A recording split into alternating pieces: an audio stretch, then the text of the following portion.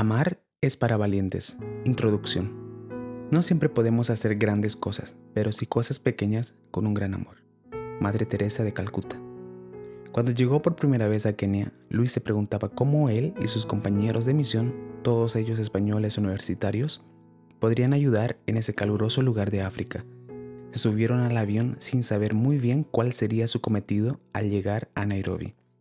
Daba igual si se trataba de excavar un pozo, plantar árboles o construir un edificio. Tenían exactamente la misma experiencia para ello. Ninguna. Sin embargo, Luis estaba seguro de que Dios le había enviado a ese lugar, por alguna razón. Finalmente, su destino fue servir durante una semana en un asilo de niños moribundos dirigido por las monjas de la Caridad de la Madre Teresa de Calcuta. Cuando entró, se encontró con una escena que lo encogió el corazón. Estaba en una casucha poco iluminada, repleta de camillas y goteros de suero, con niños enfermos, muchos de ellos tan débiles que apenas tenían fuerza para llorar su dolor. Luis se quedó literalmente bloqueado mientras observaba aquella imagen. ¿Qué podría hacer él para aliviar tanto dolor? El no encontrar una respuesta lo dejó paralizado, estático, se sintió inútil. De pronto, una hermana de la Caridad le agarró la cara con sus dos manos ásperas de tanto trabajar y mirándole a los ojos con autoridad le preguntó: ¿viniste a mirar o a ayudar? Aquella pregunta fue suficiente para desbloquearlo. La mujer le pidió que tomara en brazos a un niño de 2 años que no paraba de llorar y le dijo: tenlo en tus brazos y dale todo el amor que seas capaz de dar.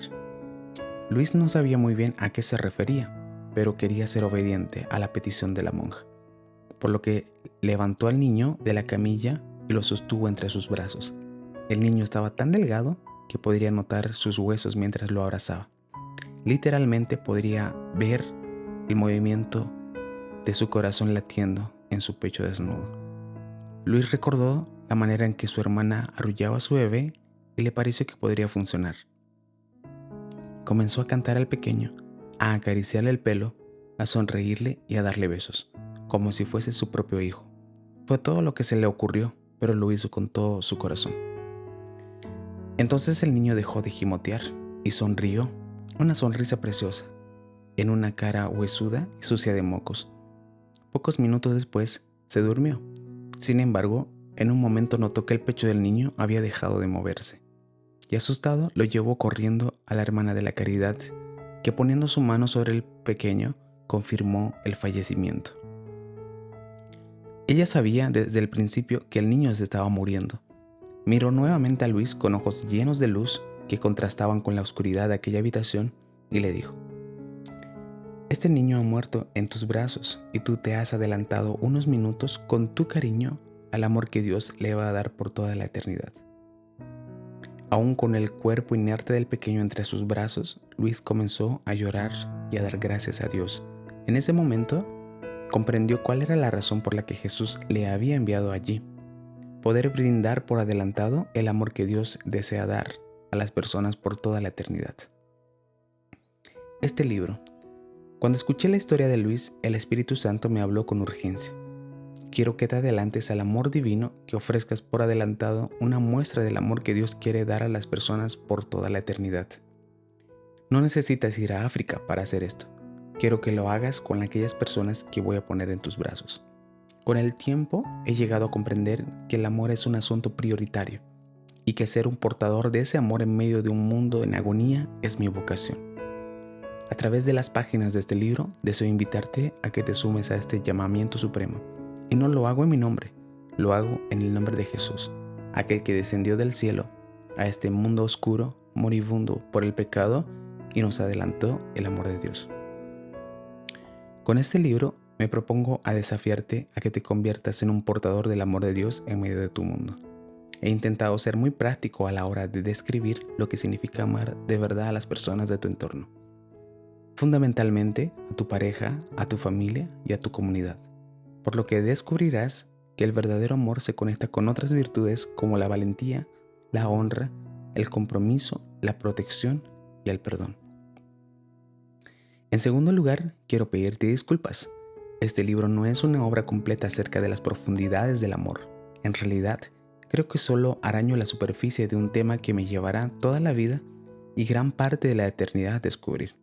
Más bien, me centro en describir lo que significa amar en algunos desafíos que nos ofrecen las relaciones importantes de nuestras vidas. Además, es un poco frustrante para mí escribir acerca del arte de amar cuando tantas veces fracaso en mi intento de hacerlo como Dios espera. Al igual que tú, estoy aprendiendo. Finalmente, voy a confesarte mi gran deseo. Oro que al leer este libro, te sea revelado el gran amor con el que eres amado, para que descubras a Jesús, el amante de tu alma, porque solo así, sintiéndote completamente amado, podrás tener el valor de amar a los demás. Capítulo 1. Hesed, porque misericordia quiero y no sacrificio, conocimiento de Dios más que holocaustos. Oseas capítulo 6, versículo 6. Me cuesta imaginar una generación que ha estado más confundida que la nuestra acerca de lo que es el amor. Constantemente somos influenciados con mensajes confusos acerca de lo que significa el amor. He oído decir a algunos adolescentes que amar es enamorarse, a las madres qué es lo que sintieron cuando olieron por primera vez la piel de su bebé sobre su pecho, y a los padres qué es asegurarse que sus hijos tengan las cosas que necesitan. Algunos esposos, cuando hablan de amor, hablan de respeto. Las esposas hablan de tiempo. Los jóvenes parece que hablan de besos y caricias, y los ancianos de compañía y protección. Entonces, entre tantas interpretaciones distintas, ¿qué forma tiene realmente el amor? La política lo define como un derecho, la biología como un instinto y los neurólogos como química. Algunos afirman que el amor es ciego, otros que es a primera vista, e incluso he oído decir que el amor lo justifica todo. Honestamente, es fácil sentirse confundidos con tantas definiciones sobre lo que significa amar, con tantas definiciones que a veces resultan contradictorias. Y mientras esta palabra queda sin una definición veraz en el corazón de esta generación, nuestro mundo experimenta una terrible escasez de amantes. De hecho, esta confusión se hace evidente al comprobar la imagen que se dibuja en la mente de nuestra generación cuando hablamos de ser un amante. Hay algunos que se tensan solo con oír el sonido de esta palabra. ¿Te has dado cuenta de que esta preciosa palabra se ha distorsionado de tal manera que ha llegado a convertirse en algo terrible? En nuestra cultura actual, un amante es aquella persona que mantiene una relación romántica con otra que está casada, manteniendo una relación secreta y con énfasis en la obtención de placer. Es decir, la palabra amante se ha convertido en sinónimo de adulterio, mentiras y traición. Una palabra que deja tras de sí el rastro de un matrimonio destruido, hijos envenenados con odio y hasta el aborto de bebés accidentales. Las palabras tienen poder para moldear el pensamiento. Como si esta distorsión del término no fuera suficiente, nuestra cultura ha desgastado la palabra usándola de forma absurda, hasta que ha conseguido robarle todo su poder. Decimos, soy un amante de la música clásica, o peor aún, soy un amante de las hamburguesas. ¿Es posible usar la misma palabra para describir lo que sentimos por un trozo de carne y para lo que sentimos por una persona? Aunque parezca simplemente una forma de hablar inofensiva, estoy convencido de que las palabras tienen poder para moldear el pensamiento. Es decir, con el cambio del lenguaje se produce un cambio de forma de pensar. Si prestas atención al sonido de tu voz interior, es decir, la voz de tu mente, te darás cuenta de que siempre que razonas, lo haces a través del lenguaje que has aprendido. De hecho, mientras lees estas palabras impresas, el significado que crees que tienen está dibujando una idea en tu mente. Por lo tanto, el significado que tengan para ti va a condicionar tu forma de pensar. En definitiva, pensamos como hablamos. El poder de las palabras. Este es un principio espiritual revelado en la Biblia. Las palabras tienen poder para crear realidades. Si prestas atención a la lectura, en las primeras líneas de la Biblia, descubrirás el primer atributo de la divinidad. Dios habla. En el poema de la creación, observamos que Dios creó el cosmos hablando. Creó la realidad a través de sus palabras. Dios dijo, sea la luz, y la luz surgió a partir de la esencia de sus palabras. Dios siguió diciendo, y aquello que decía era creado a través del poder de sus palabras. Antes que cualquier otra cosa existía la mente de Dios, y cuando Él puso palabras a sus pensamientos, llegó a existir esta realidad que llamamos universo. El espacio, la energía y la materia surgieron a partir de las palabras del Eterno. Te pondré un ejemplo para representar mejor esta idea. Si tomas un smartphone y comienzas a interactuar con sus aplicaciones a través de la pantalla, verás colores, líneas y formas que combinadas proyectan una imagen. Por ejemplo, la de un velero navegando sobre el mar en una puesta de sol. Tus ojos captan esa combinación de píxeles coloreados y tu cerebro interpreta la imagen. Pero si lo piensas bien, esa imagen que ves es una combinación de colores, líneas y formas. Ese barco, ese sol y esa agua son una proyección, el producto de un lenguaje de programación. En la capa más profunda de esa imagen, más allá de los píxeles iluminados en la pantalla del aparato, se encuentra un código binario, un lenguaje formado por unos y ceros, que combinados de la forma correcta, crean la realidad que ves. Es decir, finalmente, lo que ves en una pantalla del smartphone es la realidad creada por un lenguaje. Imagino que cuando los científicos logren partir el átomo hasta obtener su esencia más fundamental, escucharán el sonido de la voz de Dios, la vibración de sus palabras, porque de eso está hecho todo el universo. Cuando Dios se dispuso a crear la vida, lo hizo también a través de sus palabras, y lo hizo hablando a cada ecosistema. Habló a la tierra y ésta produjo la vegetación. Habló al agua y ésta produjo los animales marinos. Dios habló a cada ecosistema y surgió de él la vida biológica que dependería de esa esfera para poder vivir. El ambiente de donde surgieron los mantendría vivos. Por esa razón no puedo evitar emocionarme al pensar que cuando Dios creó al ser humano hizo algo distinto a lo que hizo para crear todo lo demás. Dios se habló a sí mismo. Dirigió sus palabras hacia sí y se dijo: hagamos al hombre a nuestra imagen. De esta manera el espíritu del hombre se produjo y a partir de la esencia de la Trinidad, por lo que se sostiene y depende de esta atmósfera para vivir, Dios es el hábitat del espíritu humano, por lo cual éste no puede sobrevivir fuera de Dios, como un pez no puede sobrevivir fuera del agua, o una planta no puede perdurar desarraigada de la tierra. Es cierto que Dios formó el cuerpo del primer ser humano a partir del polvo de la tierra. Por eso nuestro cuerpo requiere de los nutrientes de este ecosistema para mantenerse vivo. Pero nuestro espíritu viene de Dios y no puede sobrevivir desligado de la divinidad. A la conclusión a la que quiero llegar es que cuando Dios sopló su aliento a través de las fosas nasales de ese trozo de barro con forma de cuerpo humano, Dios metió una parte de él en el hombre, un espíritu a su imagen y semejanza.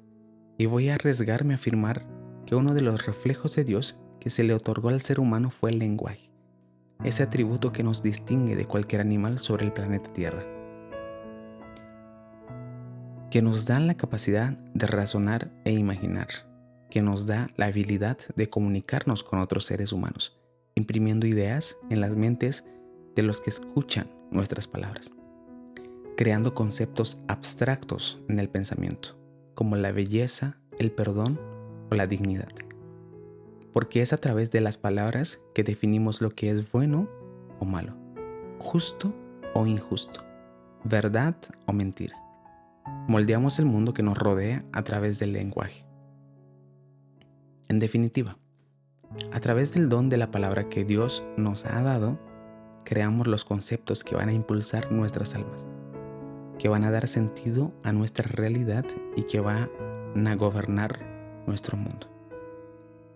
Lo que estoy intentando decir es que Dios nos dio el lenguaje para que continuásemos con su obra creativa. Nos regaló las palabras para que las usemos para construir un mundo que refleje su bondad. Aunque también podemos hacer todo lo contrario. Satanás es tan consciente de ese principio que lo usa para crear realidades tóxicas que destruyen al ser humano. En la primera conversación que Satanás tuvo con los hombres, usó las palabras para distorsionar el pensamiento que ellos tenían acerca de quién es Dios, manejando sutilmente las palabras que Dios había pronunciado. Distorsionó su significado original y les hizo creer que Dios no era confiable. Literalmente, esas palabras moldearon un pensamiento tóxico en sus mentes que terminó separándolos de Dios. Eso es lo que hizo entonces, y es lo que sigue haciendo ahora: distorsionar el significado de las palabras para que dejen de significar aquello para lo cual Dios las pronunció. Esa estrategia satánica es muy notable en los medios de comunicación. Por ejemplo, en los noticieros no se habla de aborto, sino de interrupción voluntaria del embarazo. Del mismo modo, no se habla de eutanasia, sino de muerte digna. O en el caso de los vientres de alquiler, la expresión utilizada es gestación subrogada.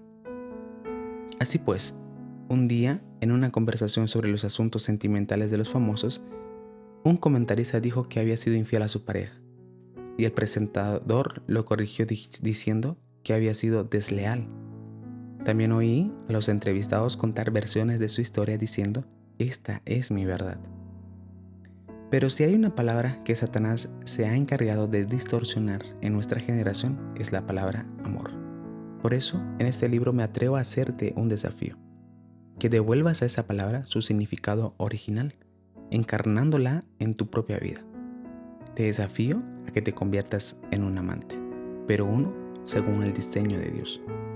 Porque los verdaderos amantes son los que aman, y el significado del amor solo puede ser determinado por aquel que lo creó, Dios mismo, aquel que la Biblia describe como el amor verdadero. Hesed. He comenzado a escribir este libro hablando del poder de las palabras, porque es por causa de una palabra que descubrí en la Biblia que mi concepción acerca del amor fue revolucionada. No exagero al decir que mi mente experimentó un impacto cuando descubrí esta palabra hebrea.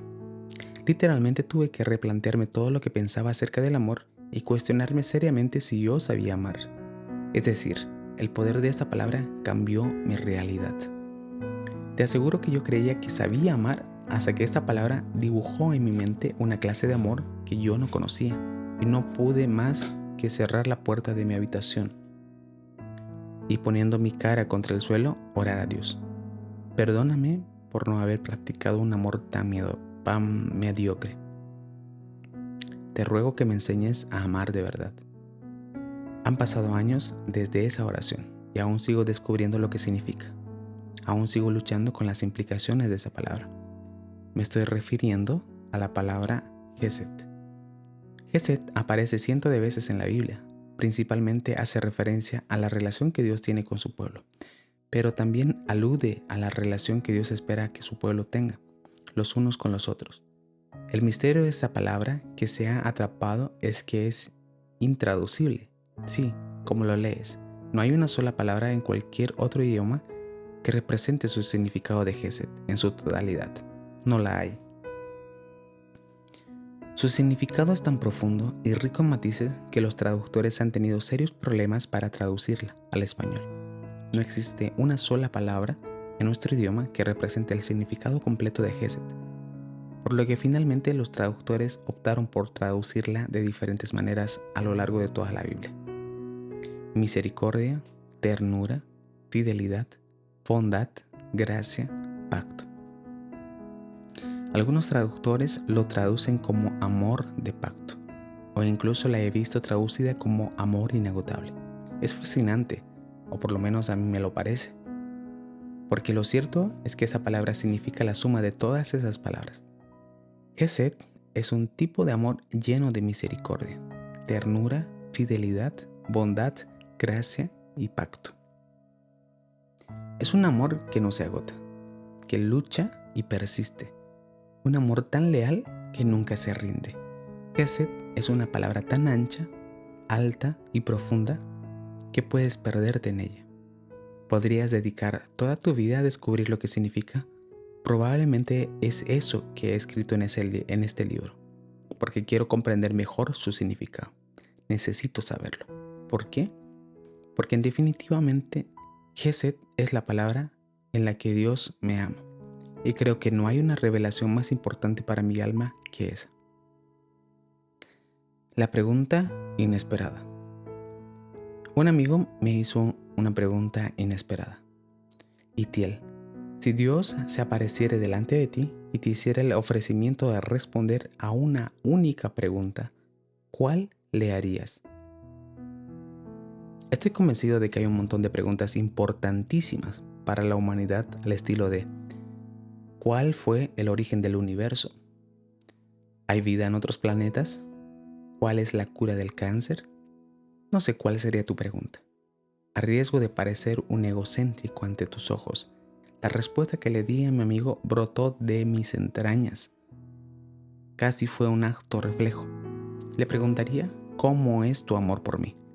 Desde que era un niño he escuchado que Dios me ama. He cantado que Dios me ama y leído que Dios me ama. Sé que es la verdad porque la Biblia lo dice y porque Jesús se hizo hombre para decírnoslo en la cruz. No ignoro esa verdad fundamental, pero admito que mi alma anhela escuchar de todas las maneras que sea posible. Quiero entender todos los matices del amor de Dios por mí. Quiero sentirlo. Quiero que me inunde. Quiero que me marque. He llegado a comprender que he sido creado para ser amado por Dios. Y cuanto más se arraigue esta verdad en los resortes más fundamentales de mi identidad, más seré impulsado a una vida más elevada. Saber que soy amado por Dios me libera. Me libera del miedo a fracasar, a caerme o a fallar. Me libera de las cadenas de la opinión de la gente e incluso de las cadenas de mi propia opinión. Me libera de la ansiedad por la mañana. Saber que soy amado por Dios me hace valiente. Porque el que se sabe amado puede amar con coraje. Puede dar, servir, perdonar y honrar. Actos heroicos en un mundo gobernado por el egoísmo. La revelación del amor divino es como las alas para un pájaro. Qué triste es vivir arrastrándose cuando hemos sido creados para volar. Por esta razón, la palabra Gesed se ha convertido en algo tan importante para mí. Por eso quiero descubrir sus significados escondidos. Porque Gesed representa la manera en la que Dios me ama, pero además es la manera en la que Dios espera que yo ame a las personas que me rodean. Y probablemente ese es el orden correcto. Porque no puedes amar a otros con Gesed si no eres sacudido por el Gesed de Dios por ti. Ser una persona llena de Gesed es mi llamado y también el tuyo. Dios quiere Gesed y no sacrificios religiosos. En la época en la que Jesús caminó sobre la tierra, el significado de la palabra Gesed se había distorsionado de tal manera en la mente de las personas que había dejado de producir el efecto en el cual Dios la pronunció. Satanás había logrado robarle el poder a ese término y lo había hecho a través de aquellos que debían haberla protegido. Lo hizo a través de los líderes religiosos, aquellos que se llamaban a sí mismos los guardianes de la palabra de Dios, pero no supieron guardarla. En varias ocasiones en los evangelios leemos cómo Jesús fue duramente criticado por la élite religiosa después de relacionarse con gente estigmatizada por la religión. Leprosos, publicanos, extranjeros, prostitutas y todo tipo de personas que estaban heridas por el desorden de su vida. Jesús se acercó a ellos cuando la religión aseguraba que esas personas debían ser aisladas.